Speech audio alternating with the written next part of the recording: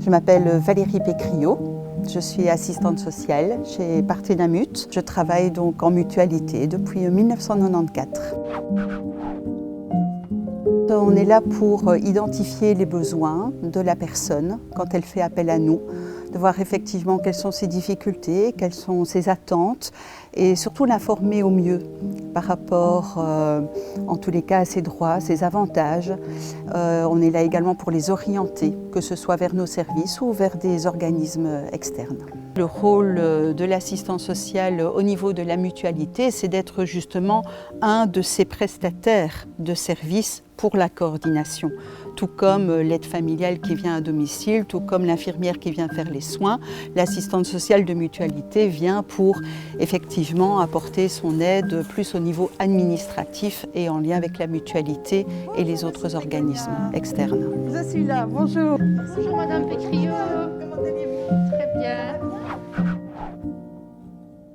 Au niveau de la mutualité, c'est tous les problèmes de santé de tous les âges. On a beaucoup effectivement de demandes dans le cadre d'une perte d'autonomie, que ce soit au niveau cognitif suite à un accident vasculaire cérébral ou type maladie Alzheimer, que de pathologies cancéreuses ou simplement liées à la vieillesse, des chutes à domicile, etc., avec des conséquences parfois dramatiques. Nous avons toutes les pathologies confondues, quoi. La santé mentale, c'est aussi une très grande partie de notre travail.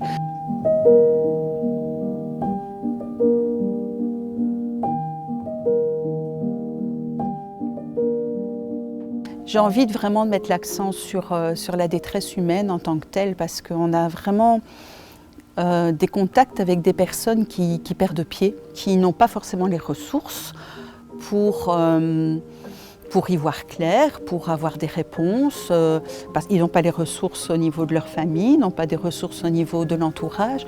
Le nombre de personnes qu'on rencontre et qui ne savent même pas à qui parler, quoi.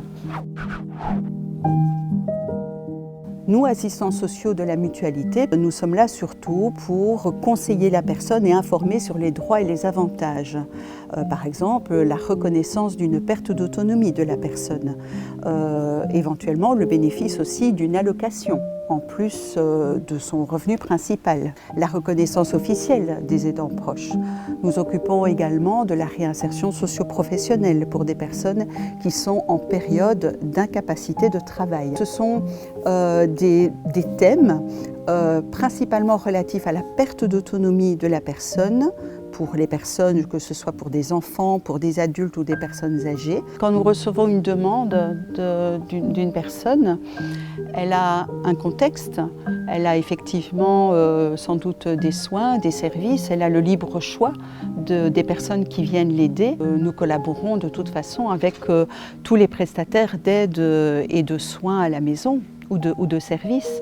Et donc par conséquent, nous concertons notamment avec ces partenaires. En cas de besoin, en tous les cas, on prend contact avec les services voilà, pour autant qu'on ait toujours l'accord de la personne, bien entendu. Ça, c'est très important.